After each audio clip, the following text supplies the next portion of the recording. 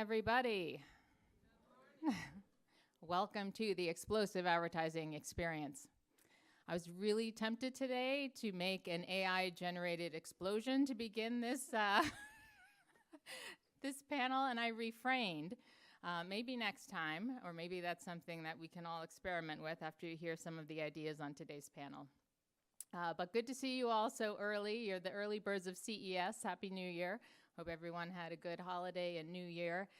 My name is Elizabeth Keener. I typically go by Liz. I'm Chief Growth Officer of a global innovation and technology company called Nortal. Our office in the US is in Seattle, and we have 26 locations around the world. I am joined today with a very esteemed panel to talk about a number of topics, arguably challenging to fit into a 40-minute time slot. AR, VR, spatial computing, I think you could spend 40 minutes easily on each of these individually, but we'll take a crack at this. I wanted to share a couple perspectives on my side, and then I'll let the panel introduce themselves here quickly. As I was reflecting on AR, VR, and spatial computing and what I would expect as far as predictions in 2025, I was reflecting on enhanced hardware capabilities, which I'm sure many of you will experience here at CES this week. Mixed reality integration, haptic feedback enhancements, AI-driven enhancements. And then on the spatial side, as we get into some new innovations around ubiquitous spatial mapping, gesture and voice control, and workplace transformation, for those of you who haven't been called back to the office 5 days a week, guess what? There is virtual offices and collaboration experiences that I think probably warrant more time and investment from corporations around the world. And as far as long-term prospects, we can, maybe in a panel in the future, talk about brain-computer interfaces, advances in quantum computing, and pervasive adoption of these technologies in education for real-world, always-on interactive learning. But today we are here to talk about advertising, and I want to challenge you to reflect on the impact of all of these technologies holistically as we think about the way we work, the way we learn, and the way we interact.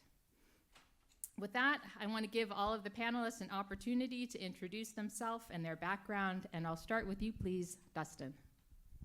Thank you. Hi, everybody. Kudos to you for making it this morning. I'll tell you a quick story. I actually have no idea what year it is because I just tried to use my badge from 2024, so kudos to all of you for making it in. For those of you, I'm pretty tall, so hopefully you can see me behind the podium. So I'm Dustin. I'm the president at Tool, and we've actually been at the intersection of creative technology and advertising content production for 30 years. So I sit in this unique space where we represent 30 directors who've shot everything from Super Bowl spots to branded content for TikTok and YouTube and all of that, but we also have a dedicated creative technology team, and we've been integrating AI and AR into various types of advertising campaigns since 2012. And it's been interesting to see the evolution from predictive AI to generative AI to agentic AI. But what I'm gonna really try to talk to all of you about is how we've been integrating it into commercial content production and how we're kind of leveraging particularly AI into all of this. So anyway, looking forward to speaking to all of you and with this great panel. Awesome. Hi, everyone. My name is Diana Caverly. I'm also very happy to be at yet another CES, and I can't believe it's CES time again, but it happens. By day, I'm the Global Chief Strategy Officer of a company that's called MRM, McCann Relationship Marketing. And I have been pretty much with the McCann World Group family for almost 2 decades right now. Always on the side of advertising that makes an impact in culture, and of applying technology in ways that people actually need it.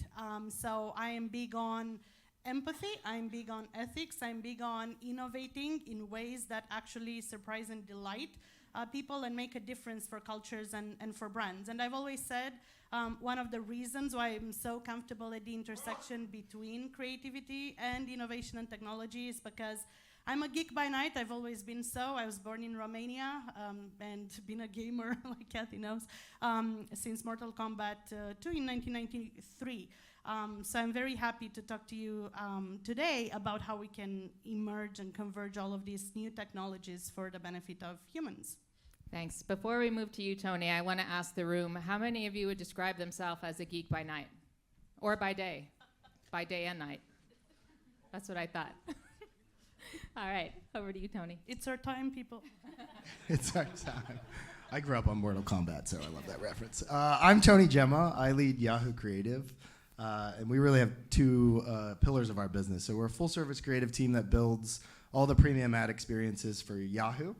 So Yahoo Finance, Yahoo Sports, if you're a Yahoo Fantasy player, really building better ad quality on those sites.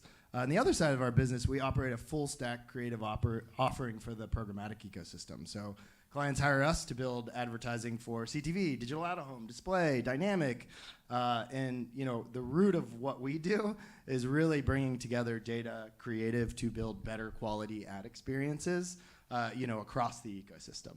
And so today, I think I'm excited to talk about creative's role in advertising, because it's become a much more complex space. And how we're using tools to really scale and create better quality, across the advertising ecosystem. Hi, everyone. My name is Kathy Hackle. I am the CEO of Future Dynamics. I'm also an external advisor to the Boston Consulting Group on their frontier tech side. I've been in this space for quite a while as well. Some people call me an original gangster from the XR community. But I've been there for quite a while. Right now, I'm doing a lot of work on on-device AI, also thinking through spatial intelligence, and then demographic shifts. So Generation Alpha and Generation Beta, who just started being born, 5 days ago? So doing a lot of interesting work there. I just for a show of hands for us in the panel to understand, how many of you guys work with brands right now or work for a brand? Okay, so a pretty good amount. Because I think a lot of what we're going to talk about is going to be really relevant to what you're doing. Hi everyone, I'm Eric Shamlin. Just carrying the theme. I've worked at the intersection of emerging tech and media for 20 years now. It's been a long time.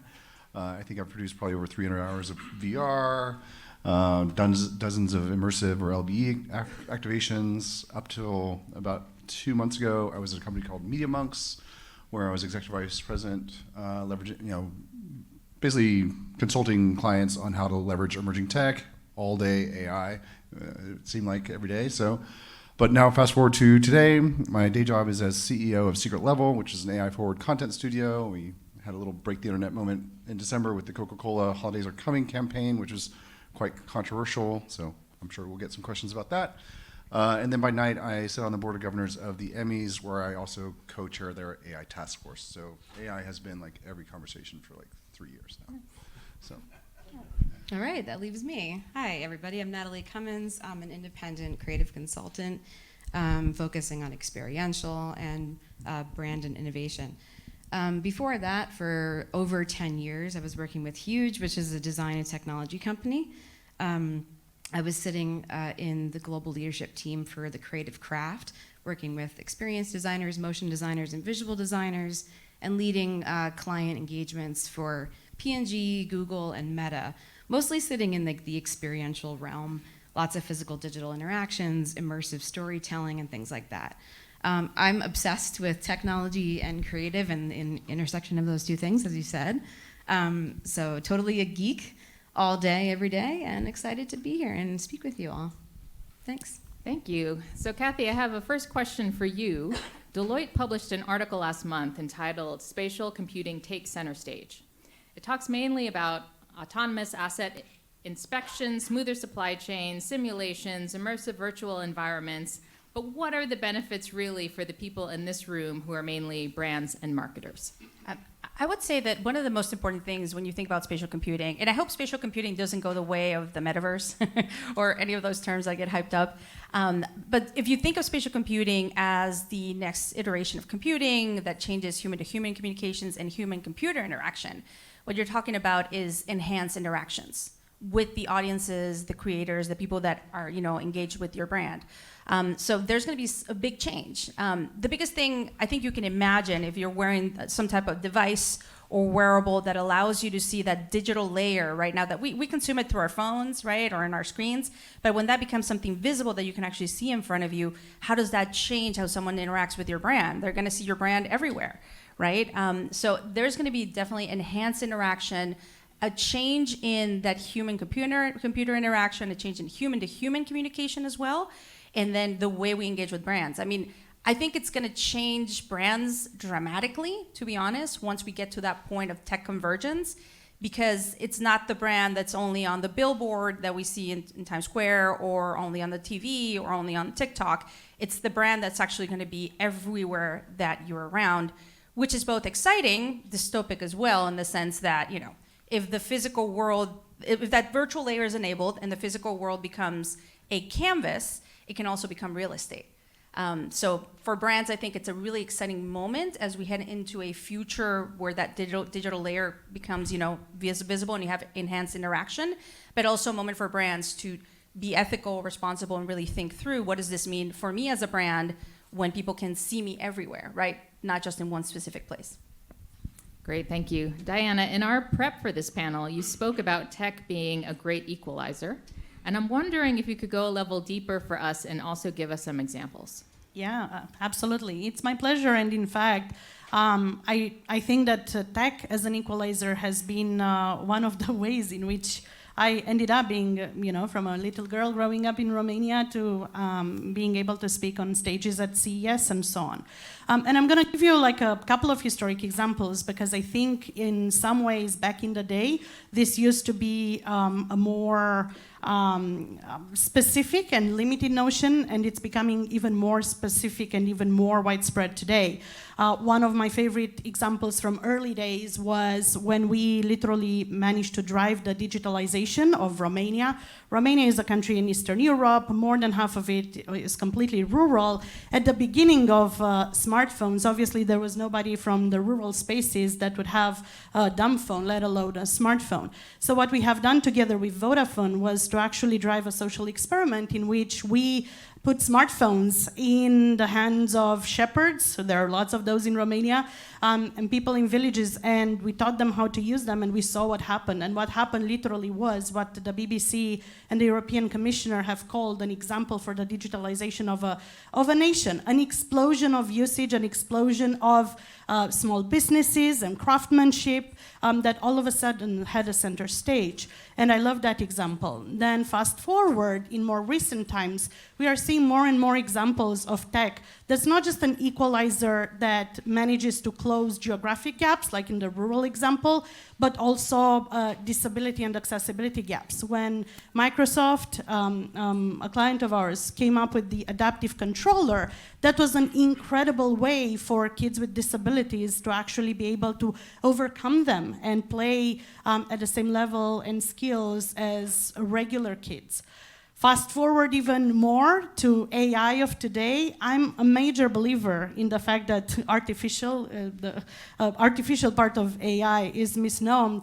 I would much more love accessible intelligence to be one of the terms that we talk about, because when you look at how startups like Be My Eyes, for instance, what they are doing for people that have visual impairments, when you look at some of the ways in which we are using technology as an equalizer for small businesses.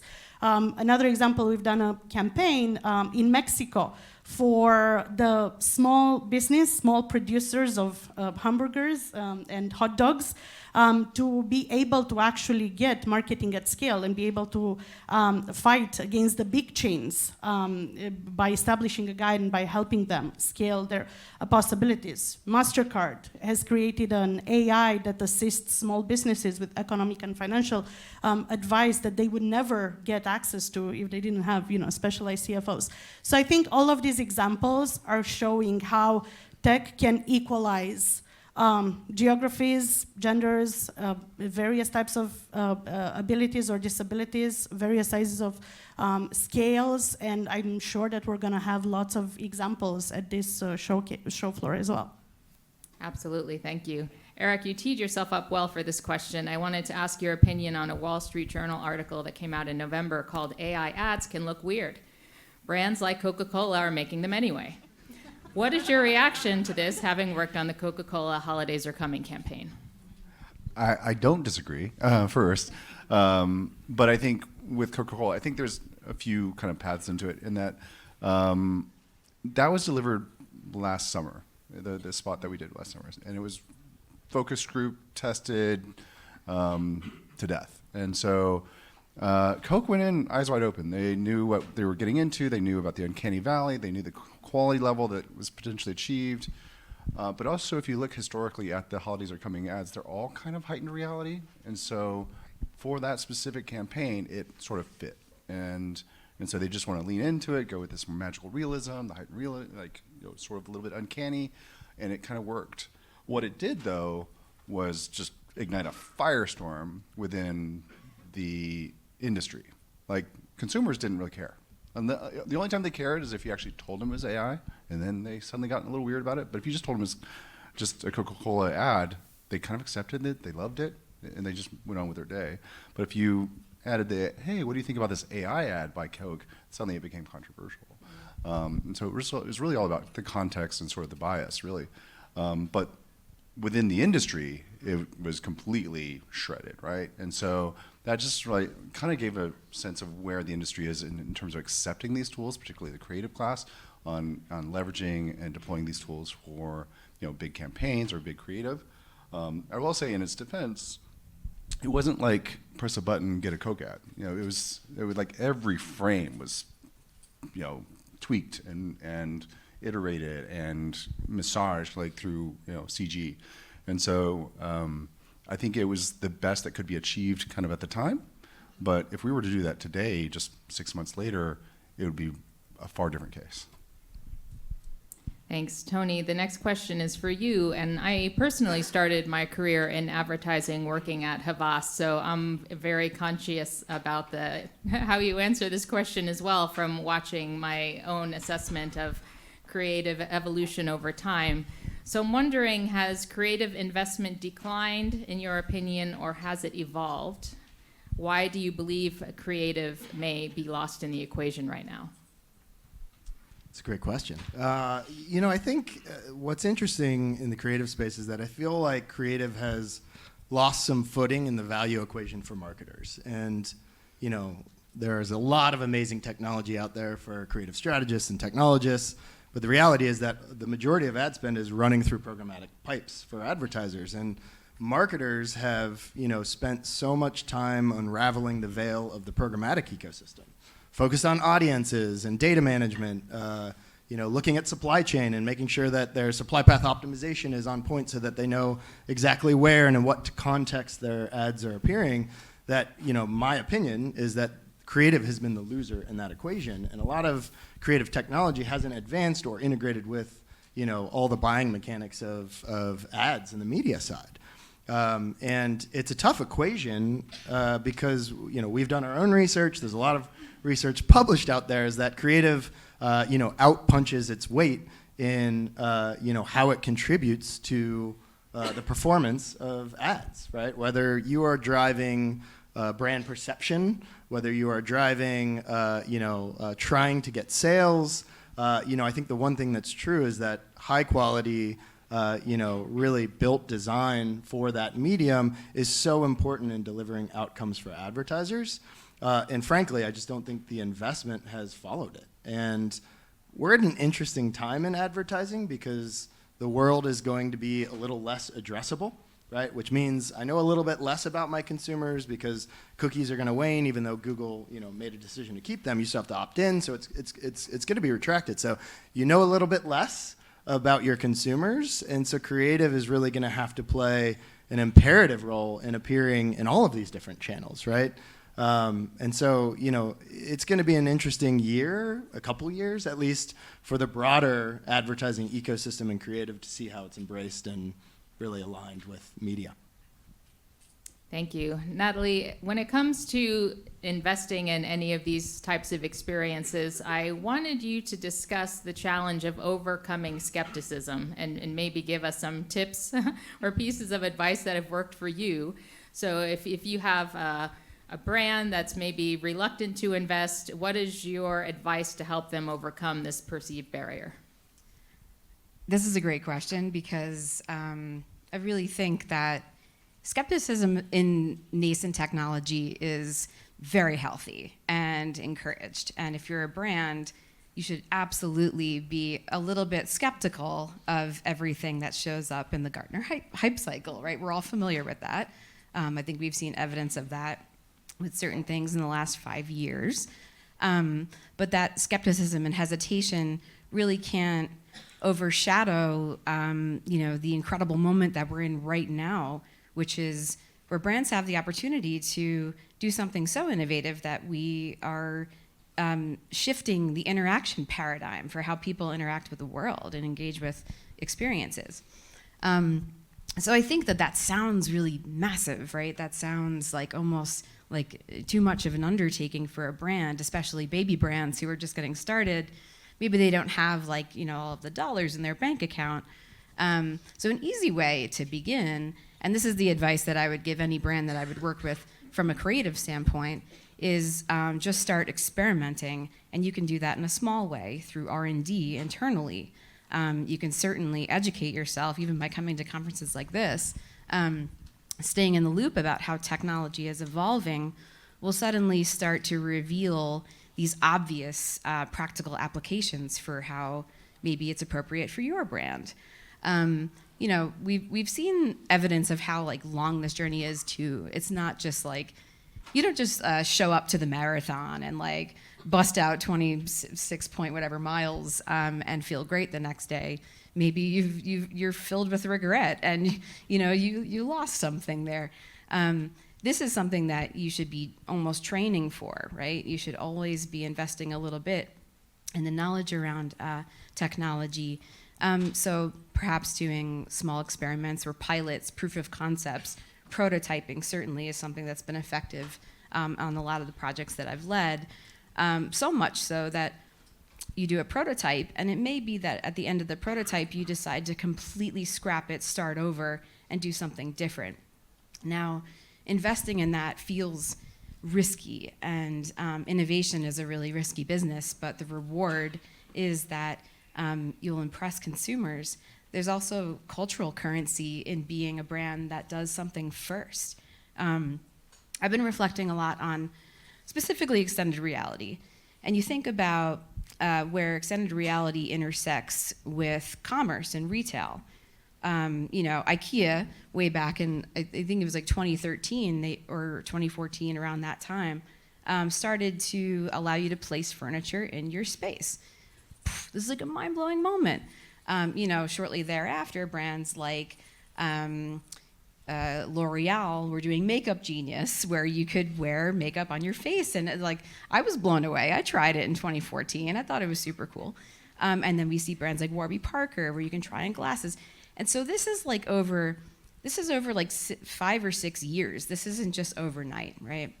So brands set a really good example for how they may use the technology, right? And that can inspire completely novel ways of using it.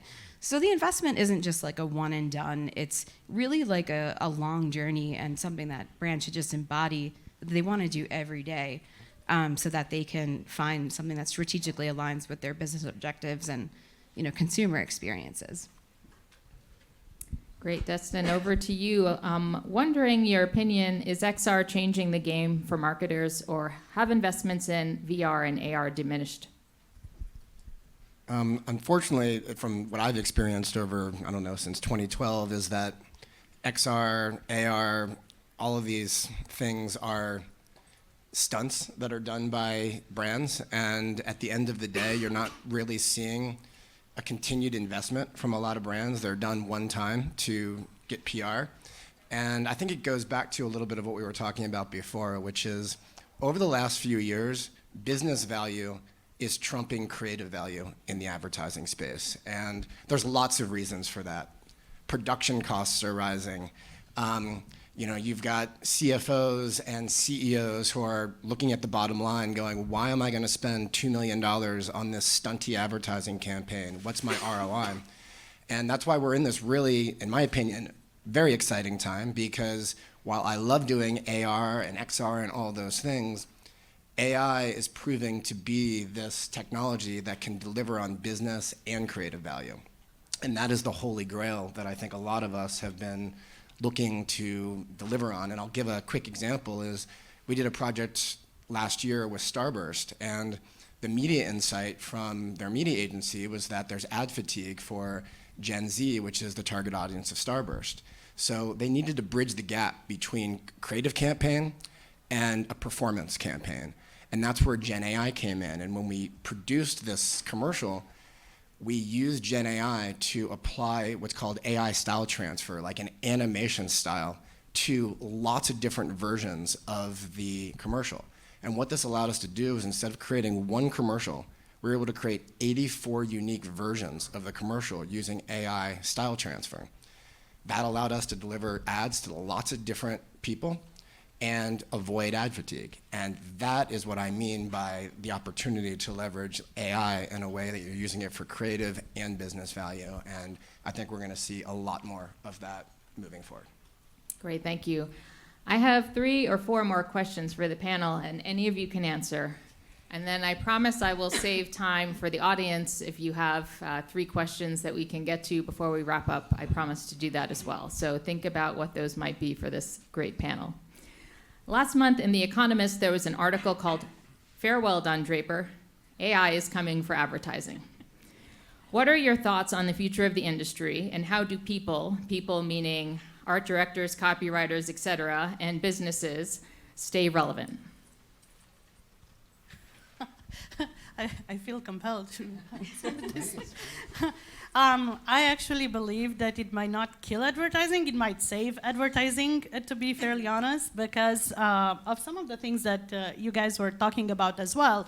It has been a long period of time where, because of very many different reasons, yes, you would see more and more sameness within advertising and less daring creativity, big ideas, great emotional response. And I think one of the things that is starting to happen already was, as we've gone through this cycle of, oh my God, AI is just gonna be able to do everything that creative agencies do, to, oh my God, it can, but when left on its own device, it will just produce more of the same. I think that's all of a sudden waking more and more people, clients, brands up that come to us and say, okay, just give me something that's different, give me something that's surprising, give me an idea that's actually gonna have an impact and move the world. And then, so aspect number 1 is, I think it's gonna stimulate, any existential threat stimulates creativity because it's a wake-up call. And I think the second point to it is the fact that as a tool, much like you're describing, it's amazing in terms of like what we can do right now. You can personalize. Yeah, we've worked with Qatar, for instance, recently for a campaign which was an action-packed movie narrative in which, through the use of AI, people could actually see themselves in that story at scale, which I think is amazing. So there's gonna be the assistance in execution that I think will enhance creativity if creativity is done right. And then the last aspect to why I believe in AI saving advertising is because I think there's something magic that happens in the data part of advertising. Some of the best advertising comes when you have surprising connections between data. With AI, we can actually use the algorithms to help us identify more and more of those surprising tidbits. Recently, I think it was a month or 2 months ago, everybody was wondering, why can't ChatGPT talk about David Meyer? Who is David Meyer? So it's those anomalies in data that could potentially give birth to ideas that are data-driven but also interesting. That's my rant. I would add to that. I would say, I think we're going to start to see, obviously, in the advertising world, smaller teams. Those days of like giant teams and all that, I think we're going to see kind of a reduction, definitely. Smaller teams that are more nimble, that are using all the tech. So definitely see that. I also think from an advertising perspective, the metrics are going to have to change. Like, it's going to have to evolve and change. Advertising is evolving and changing. What is an ad and what isn't an ad starts to get really blurry. So definitely, I would add that. And then I think there's something to be said about context advertising becoming more contextual, like you were mentioning, like the 94 ads, that starts to add this layer of context into everyone's experience, right? So context is going to be incredibly important, more so than the generic mass market ad that is going to hit everyone. I even think that idea of the mass market experience that we used to have in the, in the Mad Men days, in the Don Draper days, those don't exist anymore. Everything's fragmented and niche. I can't remember. I think it was Shingy that says that niche is the new mass market. If you look at everything, everything's more niche. Even the niche brands like Liquid Death, for example. I love that brand. I love what they do. I love their approach. So I definitely think context, advertising will become more contextual. I don't even know if personalized is the right word. I prefer contextual. I think it's become more contextual to your experience and your part of the world and who you are and the demographics. So definitely, I think all those things are going to kind of have an impact for sure. Yeah, I think just again, sort of nuance and largely agreeing. I think what we're seeing, and Dustin kind of highlighted this, is kind of a collapse of the middle. Traditionally, you've got upper, middle, and lower funnel marketing, right? I think middle is kind of getting squeezed down. It's all becoming sort of performance, trackable, ROI. It's very sort of dollars and cents driven. Where upper funnel is really where you build the brand, build your reputation, right? I think AI kind of saves the day in both cases. AI is going to allow for the performance marketing just to go nuts. If you think your feeds are bad now, your feeds are going to just get AI to death in the next couple of years, just because the versioning is in context and hyper personalization is going to run rampant. But what it also does is empower SWAT teams to do crazy new ideas. And small teams can do things that would have taken millions of dollars and months previously. And so I think the upper funnel is also going to have kind of a heyday in that you're going to be able to do ideas that were just not possible a couple years ago, right? And so I think AI kind of saves the day in both regards, but I think that middle is going to get squeezed quite a lot. I want to talk about 3D for a moment because we haven't touched on that so much yet. IKEA put a 3D bedtime billboard in New York City this past summer, and the Singapore Tourism Board launched a 3D out-of-home global campaign in Jakarta, in Shanghai, New York, London, and Mumbai. Beyond digital out-of-home, what is the untapped potential for 3D? Any takers on this one? I'll go for it because I don't see anybody raising their microphone to speak. I just have one simple thought about this. And it goes back to sort of this exciting moment we're in with extended reality where digital and real worlds are suddenly becoming really seamlessly blended together. And I was experimenting a lot with the Apple Vision Pro. Over the summer, I had it for about 6 months. I really held on to it a little too long before I gave it back to the company. But it was exciting for me because I was thrilled with the just the resolution and seeing these beautiful 3D objects in my home. And some of them had spatial audio qualities attached to them. And if I were to put my headset down and come back to it later, there it would be. It would still be in the same place that I put it in.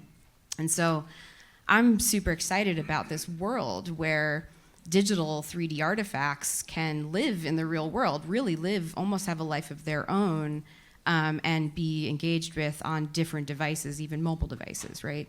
So I don't know if this is a complete answer, but I think that that's definitely where we're going right now.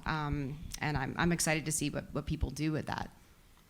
Yeah, I do think that there is a huge place for 3D in the future. For me, the future of the web is the spatial web, a web that is 3D, right? The physical world is 3D, it's volumetric, everything has volume. It's very different when you see someone on Zoom and then you see him at CES and you're like, oh, it takes you a second to kind of piece that together. I do think that with some of these devices, maybe the Apple Vision Pro, not so much, but I think the Orion glasses, some of the devices you might start to hear about here at CES, are going to start to bring that virtual layer into the physical world, and those items will most often be in 3D. So I think 3D is how we will interact with virtual content as we head into the future. 3D rendered in real time, that's going to be huge. So definitely see kind of something there. Show of hands, how many of you here, if I were to say to you, you could replace your mobile phone right now with Meta's Orion glasses, or let's just say AR glasses, maybe not Meta. How many of you would take that bet? So some of you, not everyone. See, the market, we're not there yet, But eventually, in my perspective, I think we're still going to have mobile phones for a long time, but something will replace that mobile phone. Something will become much more 3D and much more interactive. I was also just going to add a different angle on all this is 3D also is an ideal building block for AI and advertising. And that, if you can take a 3D model of a product and you have the right AI training system for a brand, this is going to change everything, where now you can start automating the creation of product photography and other things like that. And that is a huge win for brands, because the way that that's getting made now is not efficient. And going back to all the different versioning and all the different things that a brand needs and the flexibility to respond to cultural moments, this is going to allow that. And 3D is a perfect building block in the world of AI to be able to do it. And the retail space in general has already adopted that, right? I think she makes a great point, which is we do all this work. It's costly to build 3D models, and then you view it on a 2D device. That's been the biggest challenge, right? Like, I think we all believe in the future of 3D, what it means for design, what it means for experiences, but we've been sort of trapped by the lens of our devices. However, there have been a lot of efficiencies in taking a shoe, turning it into a 3D model instead of building 10 photographs, right? So I have to click through each photograph versus like, oh, I can spin that shoe and I can do it. So it's not that there hasn't been investment in this area. It's just been trapped in the mold of a 2D device. And I think, that's the realm that we're trying to graduate beyond. And I feel like I've been on many panels, and I'm sure many of you have, with this same conversation of, when is that apex moment when XR and 3D really takes off? Well, we need devices. We know this. So, I think that conversation is continuing. The devices are getting better. We're moving on. But, 3D as a foundational lens for how we design is going to be important. But it's also just to say human behavior. And I think that's why we see there's not very many hands who are like, yes, I want to put on a pair of glasses or a headset when I'm walking around every day or sitting at home. That's the moment we're all waiting for, is some genius to come up with the perfect hardware that people are going to go, yes, I am comfortable wearing that, and it gives me all of the information that I want in a reasonable and ethical way, and all the different things that are going to need to come along with it. Hopefully the genius is in this room. Yeah. My thoughts exactly. All right, I'm going to close with a $1 million question. Thank you, Kathy, for suggesting this question. I want to ask each of you, starting with Dustin, for a personal prediction about 2025 that would surprise everyone in the room. Oh, wow. Sorry. I don't know if this is going to surprise everybody, but I'm just going to say I've been talking to so many brands and agencies over the last several years about AI, and every year I'm like, this is the year where it's going to be embraced. I do feel like finally this year there's going to be the AI aha moment, where I think what I would say is brands, we need to stop putting so many barriers in front of us and just say, you know what? There are business practices that we already know. For example, when we go do a product photo shoot, we don't get clearances for the chair that you put in there. So why are we, when we're generating things in AI, letting legal put barriers in front of us going, well, do we have the clearance to put that AI-generated chair? It's no different than when you put a West Elm or an IKEA chair in product photography. So we just have to start thinking about, I understand that I want to be clear, we have to be very careful with stealing people's IP and things like that. But there are common business practices that we just need to start applying and using common sense. Yeah, I actually agree very much with the fact that this is the year, but then again, I'm a techno enthusiast. And I believe what fundamentally is going to start happening, or hopefully is going to start happening, are more brands and more client agency coming together to design for spaces, not just for screens. I think that has also been a very important paradigm of the last few years, that no matter how much we talk about AI, XR, AR, VR, etc., they remain stunts, because primarily the paradigm was still designed for screens. How can we make this better for TikTok, etc.? And I think if we start designing brand experiences for spaces, for spatial commerce, and what that represents in more integrated manners, I think we're gonna start getting more and more behavioral adoption, because I believe that the convergence of technologies that's possible today is probably already there, to the points that you were making. I'm not sure if this is a prediction or a manifestation, but my my prediction this year is that something really, hits an inflection point for AI law. And you're kind of alluding to this, but as a creative team, our biggest barrier in really utilizing the full potential of these tools is legal gray area, right? There are not laws around this space. We all know that we need to protect the artist community, and there needs to be precedent set for the tools themselves, who will or will not take responsibility for rights of use for the users. And my hope is that this year, hopefully it doesn't blow up in a big case, but this year there will be precedent, there will be situations that are determined that allow us to really have lanes of execution. I would say a few things. I definitely think keep your eyes out for the work being done in spatial intelligence. Dr. Fei Li, for example, she's doing really interesting work with World Labs. Keep your eye on spatial intelligence as well as large world models. Large vision models or large world models that are coming. That's kind of an evolution of where LLMs, next phase of what's going to happen. So keep your eyes on that. And what I'm starting to see, I live in the DC area, so I get to participate in a lot of really interesting conversations around regulations, laws. There's a lot of definitely emphasis on AI, copyright, what comes with that. I'm starting to see the initial conversations being had around what's the term virtual air rights. If you've seen me speak, you've probably seen me here talk about that, which means who owns the air around you, because when this on-device AI that is going to put things in front of you, who owns the space in front of you?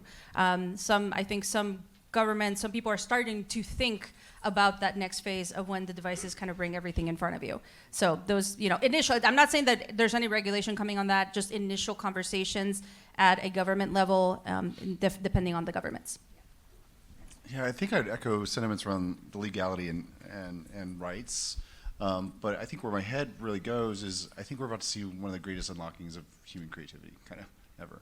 I mean, even right now, I'm talking to a filmmaker in Senegal that's just doing wild work that was just not possible 9 months ago or over a year ago. It's just it's just not possible, period.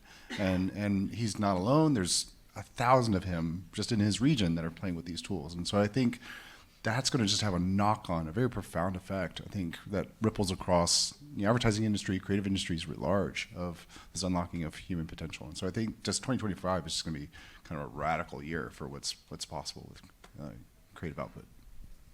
Okay, I'm going to bring us home with this answer. So we know recently Mark Zuckerberg announced that they're going to be infusing social media platforms, specifically Instagram, things like that, with synthetic humans, synthetic influencers, artificial people who are going to be engaging with us. So I think something that we're going to be expecting in the coming year is probably half of the people that you interact with online will be artificial.